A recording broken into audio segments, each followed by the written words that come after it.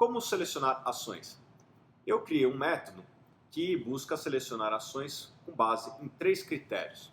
O primeiro critério busca selecionar ações de alta rentabilidade. Empresas de alta rentabilidade são aquelas que, para cada real investido pelos acionistas, ela consegue ter uma rentabilidade elevada. Quanto mais, melhor. Uma métrica que nós olhamos muito é a rentabilidade sobre patrimônio líquido. O patrimônio líquido é, a grosso modo, o dinheiro colocado pelos acionistas naquele empreendimento. Eu busco empresas que tenham um ROI de pelo menos 10%. Ainda melhor se for 15%. Ou seja, para cada R$ 100 que os acionistas depositam na empresa, o ideal é que a empresa lucre 10 ou ainda melhor se lucrar 15 ou mais.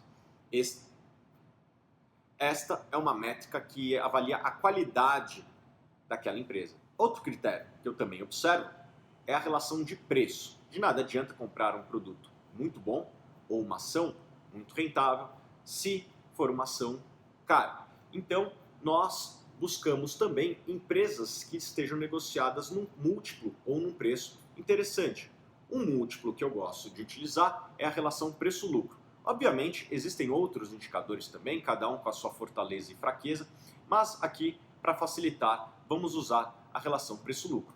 Eu gosto de buscar empresas que tenham uma relação preço-lucro inferior a 20 vezes o lucro.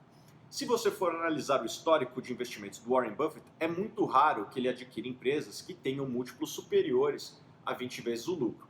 Nós transferimos isso para a nossa abordagem também. Por fim, o terceiro indicador que eu costumo observar é o endividamento.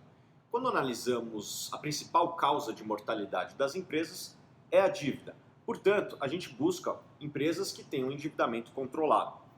Para nós, algumas métricas de endividamento mais comuns para analisar um empreendimento são a dívida sobre o patrimônio líquido, ou seja, quanto de endividamento a empresa possui em relação ao aplicado pelos acionistas, e também a dívida líquida sobre o EBITDA, que é uma proxy da geração de caixa daquela empresa.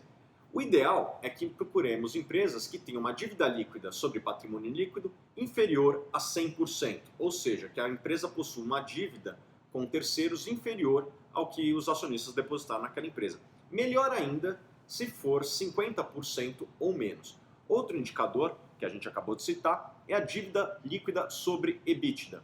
Nós buscamos empresas que tenham essa relação inferior a 3 vezes. Melhor ainda se for 2 vezes ou menos. Estes indicadores geralmente são fornecidos pela própria empresa nos seus releases trimestrais.